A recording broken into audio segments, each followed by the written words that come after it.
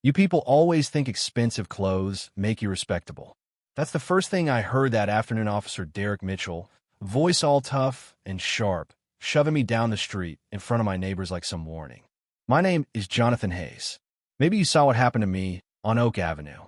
Hell, maybe you share the video. I was the black guy in the $1,000 suit, wrists bleeding from handcuffs, paraded past little kids on bikes and folks holding up their phones, watching as my whole world turned upside down in about 60 seconds. The wild part? 2 hours earlier, I was in my Chicago office, coffee cold on my desk, reviewing cases about civil rights violations in small-town police departments. I've worked for the FBI Civil Rights Division for 18 years. That morning, it was just me, the scent of legal pads and stale coffee, and files full of faces bruised, tired, some just beaten down by the system. And then my daughter, Maya, popped up on my phone with her bright smile. She's a high school senior applying to college. "Dad, want to hear my essay on justice?" she asks, and her words cut through the gray of the day. Dignity isn't something people give you. It's something you carry inside, even when the world tries to strip it away. She has no idea how much I needed to hear that. After we hang up, I slide my grandfather's old Rolex on my wrist, a man who worked 43 years at the steel factory and bought that watch with his first supervisor's paycheck. My dad gave me my car before he passed. And as I pull out of the courthouse garage, I hear his voice. Success isn't about the car, it's about the roads you choose to travel. I drove out to Oak Brook, the kind of place where American flags hang straight from porches, and the lawns are always perfect. 3 black families had moved in over the past year, and I'd seen the code words in the Facebook group's property values, neighborhood character. My job that day was to deliver federal mandates to the police chief, start the process of transforming the way their department polices its own community. I know how to drive through places like that. Every turn signal, every speed limit. Still, I could feel the stairs police cars circling more than usual. My briefcase full of files sat on the passenger seat. Today wasn't about being nervous, it was about being careful. Officer Mitchell spotted me 3 blocks away, saw the Mercedes, and decided right there he knew my story. I saw his patrol car mirror me, tension radiating from his tight jaw. "Probably casing houses," he said to his partner Bradley, who just wanted to please. And then the lights flashed. I signaled, pulled over, kept my hands where they could see them. I've trained officers all over the country still. When it's you on the curb, it's different. It's personal. License and registration. And keep your hands where I can see them, boy. There's a word that's loaded with more history than most people want to admit. I asked calmly what I'd done. Derek just sneered. "That's what they all say." He yanked me out, forced me onto the hood, searched me right there in front of neighbors, joggers, mothers with strollers.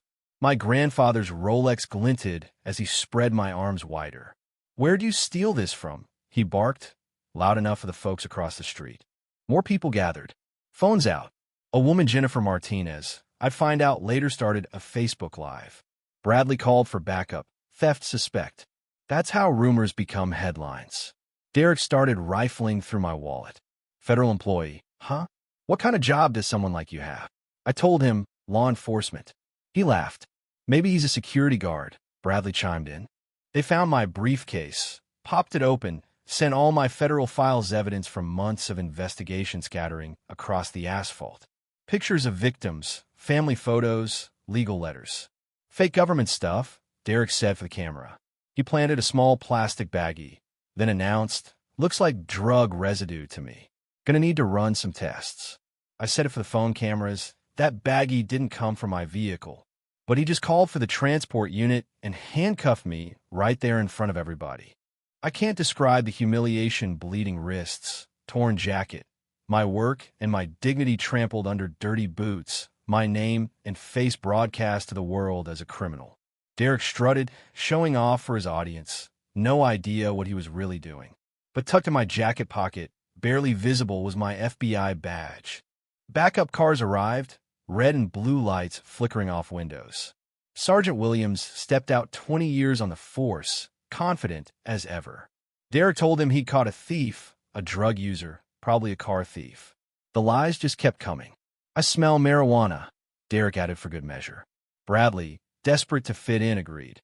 Neighbors whispered, some outraged but silent, afraid to step in. Mrs. Martinez's live stream grew to hundreds of viewers, comments exploding with anger. Phones everywhere, but not a single hand raised to stop what was happening. "Look at this watch," Bradley called, holding up my grandfather's Rolex. "Probably stolen." Derek twisted it off my wrist, scraping skin. "We'll make sure it gets back to its rightful owner." He had no idea how much that watch meant to me. None. The search went on, everything from my trunk dumped in the street.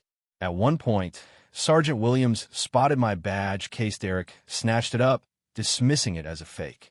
Bradley ran my plates, confirmed they matched my license, but Derek just doubled down. These guys are getting more sophisticated with their scams. The live stream hit 1,000 viewers, people from all over watching as Oakbrook police abuse their power. "This is a civil rights violation," one legal expert typed. Then came the moment I was shoved into the back of the patrol car, Derek bragging to the cameras. "Grand theft auto, possession, obstruction.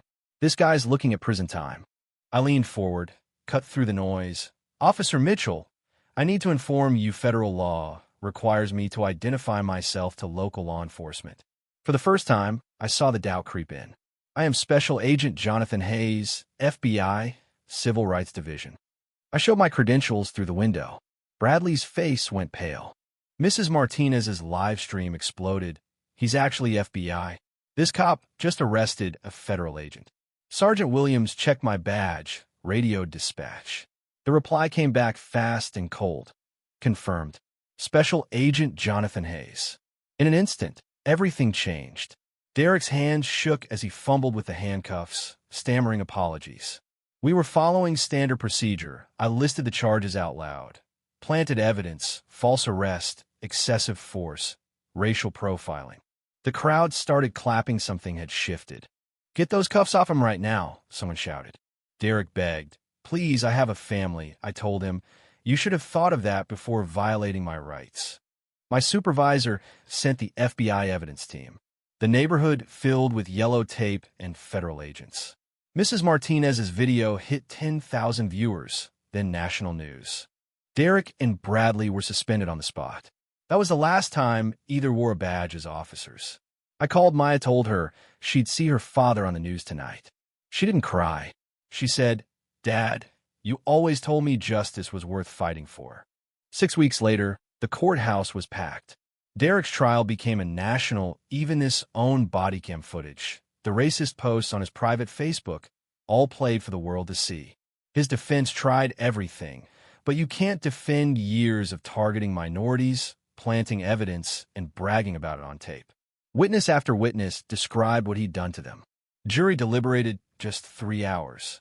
Guilty on all counts. 51 months in federal prison, $50,000 fine, and banned from law enforcement for life. The same cuffs he put on me were locked around his own wrists as the marshals led him away. His wife left him. His kids changed their last name.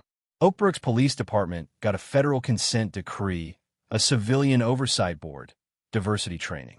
Chief resigned. Sergeant faced discipline. The department was never the same. Even Bradley, the partner who just followed orders, got probation, lost his badge, now works mall security. I got a commendation from the bureau, but honestly, the real win was when my daughter texted me from Northwestern. "Dad, my professor showed your case in class." Everyone stood up and clapped. My grandfather's watch still ticks on my wrist, a reminder of the generations that came before me and what dignity really looks like. People still recognize me at the coffee shop, thank me for standing up, ask how I stayed so calm.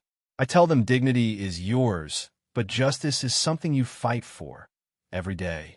Mrs. Martinez's live stream has over 5 million views. Oakbrook's kids interview me for their civics projects now. Police reforms have spread to cities all over the country. We call it the Hayes Protocol. That's what real change looks like. As for Derek, sits in prison, hated by inmates, family gone, his name a warning in every law school in the country. I hear there are still a lot of Derek Mitchells out there, patrolling streets from Indiana to Arizona, thinking the badge makes them untouchable. But you know what? The system worked this time. because people like Mrs. Martinez had the guts to press record and refuse to look away. So let me ask you, if you saw something like this in your neighborhood, would you step up? Would you record? Speak out? Justice isn't some fairy tale that happens in secret. It's ordinary people refusing to stay silent when it matters most. You ready to be that person with the camera when the time comes? That's how real change starts. If this story got you fired up, drop a comment. What would you do if you saw police abuse in your community? Hit like, subscribe, and share this with someone who thinks justice can't win. And tell me, how many Derek Mitchells are still out there? What's it going to take for every community to demand accountability from the folks sworn to protect? The choice, as always, is yours.